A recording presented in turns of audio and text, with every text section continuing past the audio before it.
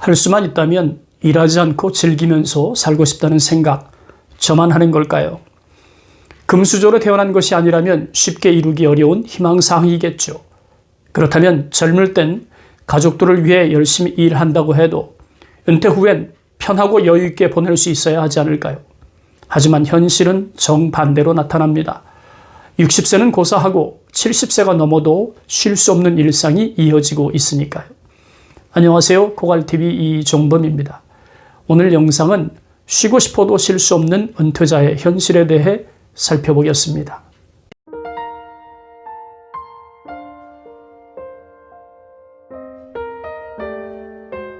2017년 5월 통계청에서 조사한 고령층 부가조사에 따르면 55세에서 79세에 이르는 약 1291만 6천 명에 달합니다.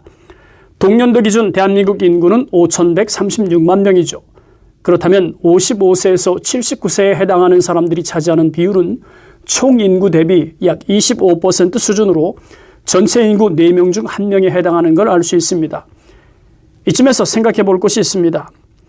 55세에서 79세에 해당하는 사람들 중에서 일손을 놓지 못하고 일하는 취업자는 얼마나 될까요? 그럼 연령대별로 끊어서 한번 살펴보겠습니다. 한창 일해야 하는 55세에서 64세에 해당하는 인구는 723만 명입니다.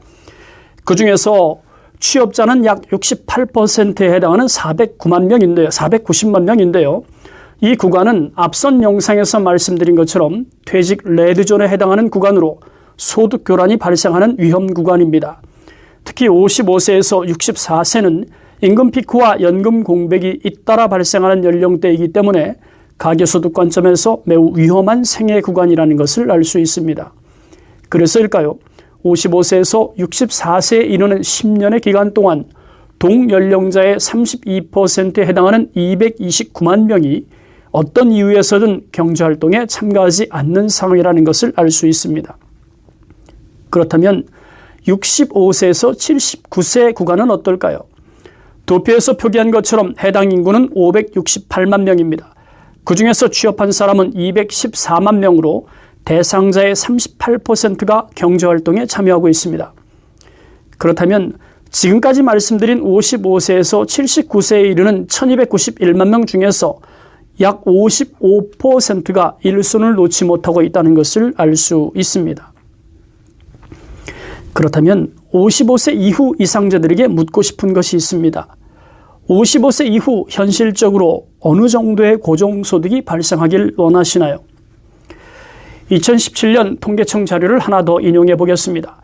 55세에서 79세에 이르는 사람들 중 약 63%에 해당하는 809만 명을 대상으로 희망연봉을 조사한 적이 있는데요. 월 평균 55만 원 미만이라도 벌었으면 좋겠다고 답한 사람은 5.5%입니다. 반면에 50만 원에서 100만 원의 소득을 원하는 사람은 16.6%, 100만 원에서 150만 원은 26.2%였습니다. 그런데 160만 원에서 300만 원의 소득을 희망하는 사람은 무려 45.9%에 이르고 있더군요. 안정적으로 급여가 나오는 직장 생활을 하고 있다면 모르긴 해도 55세 이상자의 다수는 160만 원에서 300만 원 소득은 어렵지 않게 달성하고 있을 겁니다. 물론 그 이상도 많겠죠. 하지만 55세부터는 임금 피크에 해당할 수 있기 때문에 소득이 줄어드는 현상과 마주할 확률이 높습니다. 반대로 직장 생활이 아니라 소규모 자영업자이거나 일반적 은퇴자라면 순소득으로 160만 원에서 300만 원을 버는 일은 버거운 일이 될 수 있습니다. 말이 나온 김에 연도별 시급도 살펴보겠습니다. 2020년 기준 시급은 8,590원입니다. 이를 8시간 월 209시간으로 환산하면 월 179만 5천 원의 소득이 발생하는데요. 이 소득은 한 달간 꽉 채워야 가능한 소득입니다. 그렇다면 통계에 나타난 희망연봉은 말 그대로 희망사항으로 그칠 확률이 높습니다. 고용노동부 고령사회인력정책과 관계자에 따르면 사실 65세 이상 고령층을 고정적인 형태의 직원으로 채용하는 것은 무리가 있다라고 말합니다. 그렇다면 나이 든 사람은 양질의 일자리를 기대하지 말라는 것과 다르지 않다는 것을 알 수 있습니다. 영상을 제작하면서 들었던 생각이 하나 있습니다. 은퇴 이후 100만 원의 고정소득은 어느 정도의 가치를 가지고 있는 것일까? 그래서 일상에서 지출하는 항목 중 몇 가지를 대입해 보았습니다. 100만 원은 한 끼에 8,000원 하는 식사로 따지면 무려 125명이 함께 식사할 수 있는 돈에 해당합니다. 커피로 환산하면 4,000원짜리 250잔, 4인 가족 외식비를 15만 원으로 계산하면 매월 7번의 식사를 지불할 수 있는 비용입니다. 그렇다면 매월 100만 원의 노후소득은 결코 적은 돈이 아니라는 것을 알 수 있습니다. 이번엔 은퇴자의 소득 100만 원을 이자소득 개념으로 환산해 보겠습니다. 도표에 나타난 것처럼 매월 100만 원의 소득을 1%의 금리를 받는 상품에 12억 원을 예치한 것과 같은 효과가 있을 만큼 큰 돈입니다. 엄청나지 않습니까? 2%의 금리로 계산해도 6억 원에 육박하는 거액을 예치해야 만질 수 있는 돈이 100만 원이죠. 이처럼 은퇴자에게 매월 100만 원의 소득은 엄청난 금액이라는 것을 알 수 있습니다. 절대 액의 100만 원이라고 폄하할 수 있는 돈이 아니라는 거죠. 일전에도 한번 소개한 적이 있는데요. 노년에 하루 1,000원밖에 쓸 수 없다면 파고다 공원을 벗어나지 못합니다. 공원 안에서 하루 온종일 지내야 한다는 뜻이죠. 1,000원으로는 무료급식이 아니면 한 끼 식사도 해결하기 어렵습니다.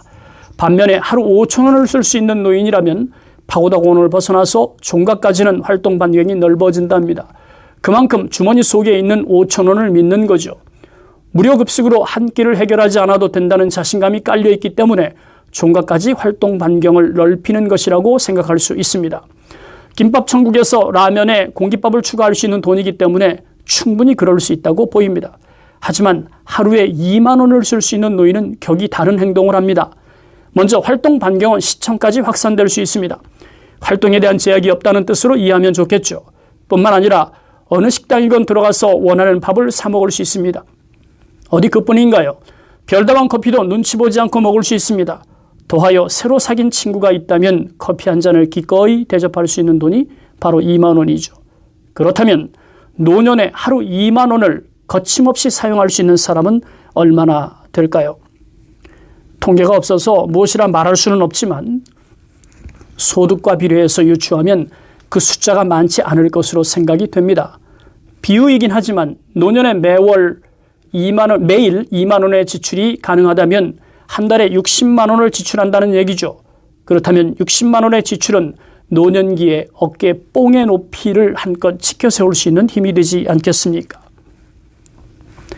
지금까지 말씀드린 것처럼 노년에 매월 100만 원의 고정소득은 결코 작은 돈이 아닙니다. 그렇다면 은퇴 이후에 100만 원의 소득을 고정적으로 발생시킬 수 있는 방법을 모색하는 것이 당연합니다. 에게 그 정도도 못 벌을까? 다시 말씀드리지만 매월 100만 원의 고정소득을 발생시키는 문제는 에게라는 말로 폄하할 만큼의 돈이 아닙니다. 그러므로 겸손한 마음으로 은퇴 후를 계획해야 하겠죠. 그러려면 먼저 현재 시점에서 자신이 가지고 있는 인적 자산 중에서 경제적 생산성을 담보할 수 있는 자산이 무엇인지 냉정하게 따져볼 필요가 있습니다. 또 새롭게 개발해야 할 인적 자산이 무엇인지 살피는 일도 잊지 말아야 하겠죠. 사람은 태어날 때 자기 밥그릇을 가지고 태어난다고 말합니다. 하지만 이 말을 태어났으니까 어떻게든 되겠지 하는 생각과 다르지 않습니다.